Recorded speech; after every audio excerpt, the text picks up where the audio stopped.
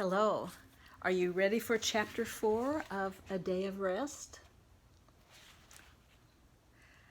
I'll show you the picture that goes with this chapter.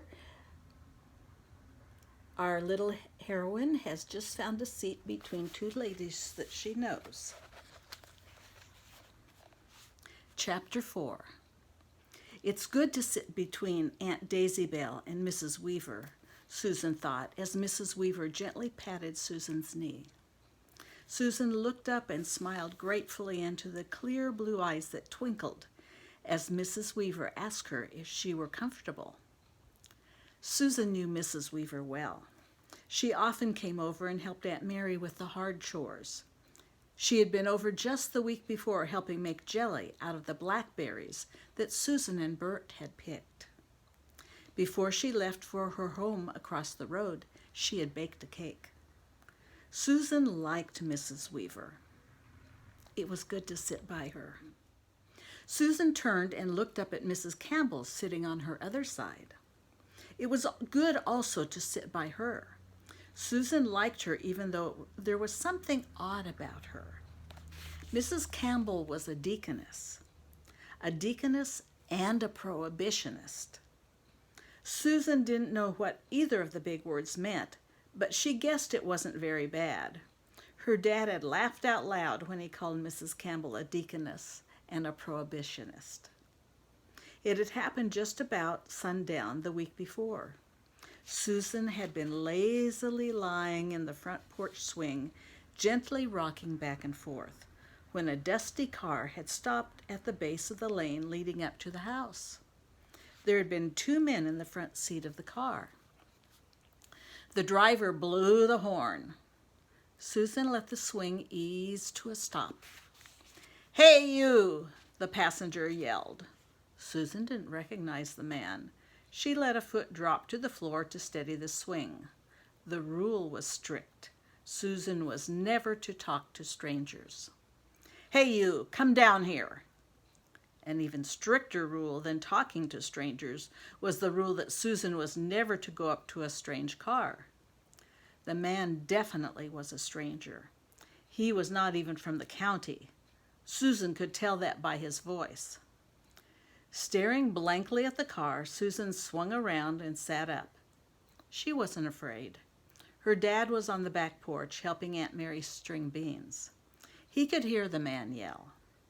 He would answer if he wanted to, but since Dad always said that if someone wanted a favor, he should not inconvenience the one he wanted the favor from. Susan doubted that her dad would appear. "What's wrong with you, girl?" The driver added his voice to that of his companion. "Are you deaf and dumb?" Susan stood up and walked slowly to the door and opened it.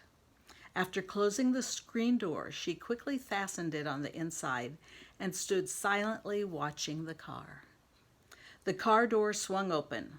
A fat, dark-headed man that Susan was sure she had never seen before got out.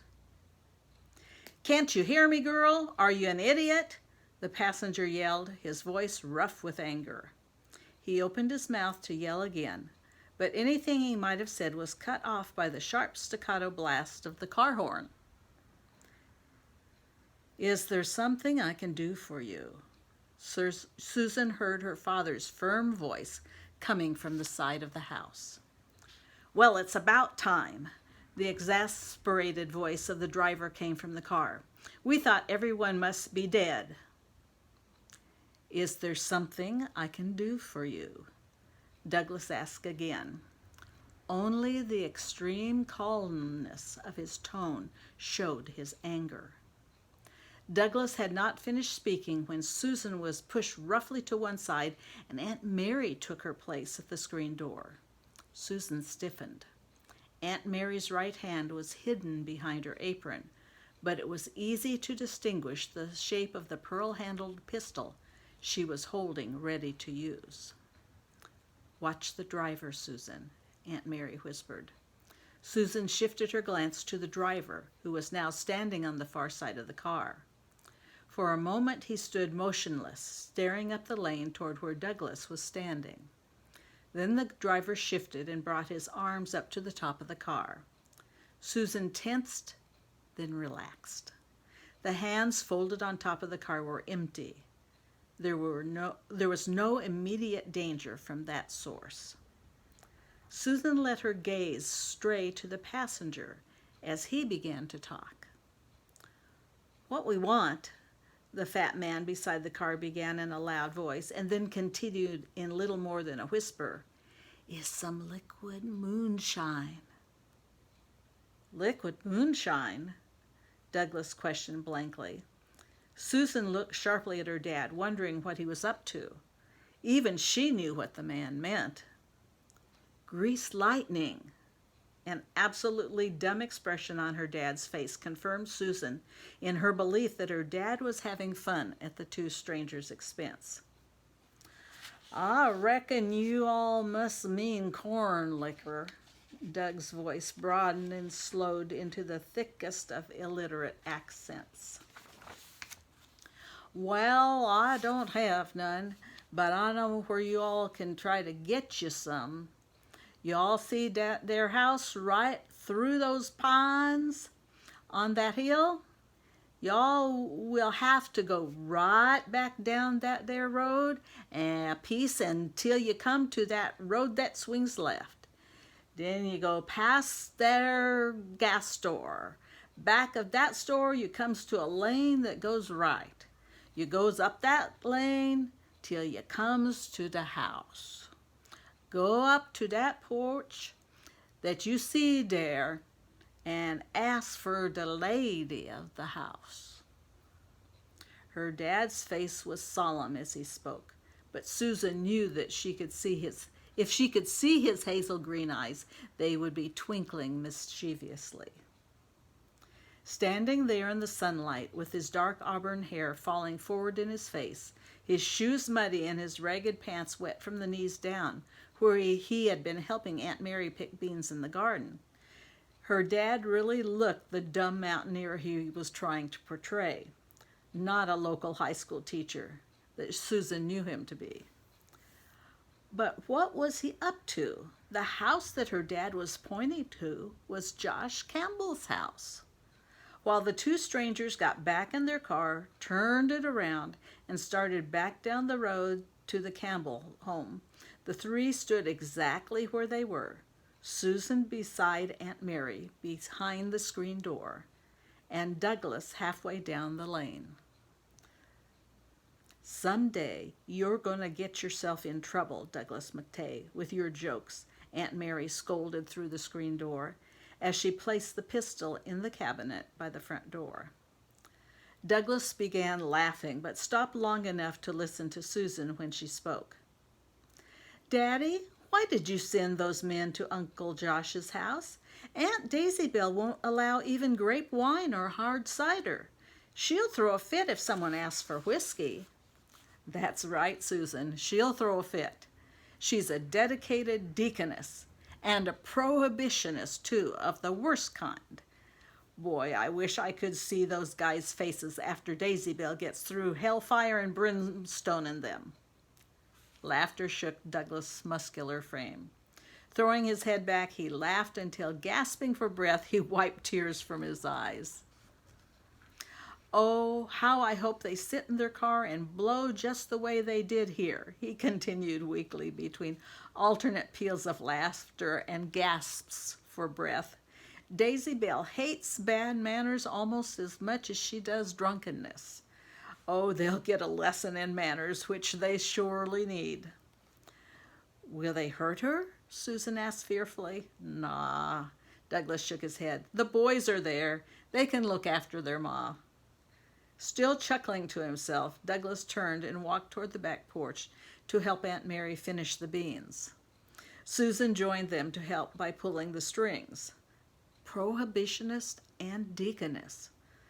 Susan stared up at the kind, motherly face above her before she snuggled closer to Mrs. Campbell, relaxing into the curve of the arm that Mrs. Campbell automatically placed around the little girl for a moment. Susan, feeling the comforting strength through the crisp, starched cotton dress, raised her head again to look at the kindly face. She decided that she liked people who were prohibitionists and deaconesses, even if there was something wrong with them. "Did you come to hear the singers?" Mrs. Campbell smiled down at Susan. "They are just beginning a new number. Maybe you should watch the stage." Dutifully staring at the porch of the school, Susan saw that there was a men's quartet singing a song about flying away. A tall, skinny man, much taller than anyone Susan could remember seeing, leaned and swayed to the rhythm that he sang.